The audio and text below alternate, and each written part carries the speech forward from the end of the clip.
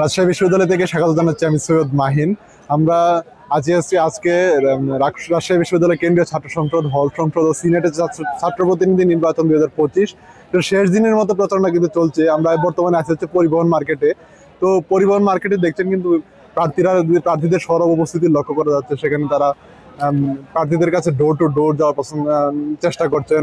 প্রার্থীদের সাথে আমাদের সকাল থেকে আলাপ হচ্ছিল, তারা কিন্তু বিভিন্ন ম্যাচগুলোতে যাচ্ছেন, হলগুলোতে যাচ্ছেন এবং আজকে শেষ দিনের প্রচারণা থাকায় তারা কিন্তু প্রার্থীদের কাছে, ভোটারদের কাছে ভোট চাচ্ছেন, কৌশল বিনিময় করছেন। আমরা যদি ক্যাম্পাসের বিভিন্ন পয়েন্টগুলো যেগুলো আছে, যেমন কৃষি অনুষদ, চারুকলা, তারপর হচ্ছে ক্যাম্পাসের রাজশাহী বিশ্ববিদ্যালয়ের ছাত্র রাজনীতির যে আতরগড় যেটাকে বলা হয় হচ্ছে পরিবহন মার্কেট, আমতলা, বিভিন্ন জায়গায় কিন্তু আমরা ভোটারদের সরব উপস্থিতি লক্ষ্য করেছি। এছাড়াও প্রার্থীদের কিন্তু ব্যাপক উপস্থিতি লক্ষ্য করা গেছে। তারা কিন্তু প্রার্থীদের কাছে, ভোটারদের কাছে ভোট চাইছেন, তারপরে কৌশল বিনিময় করছেন।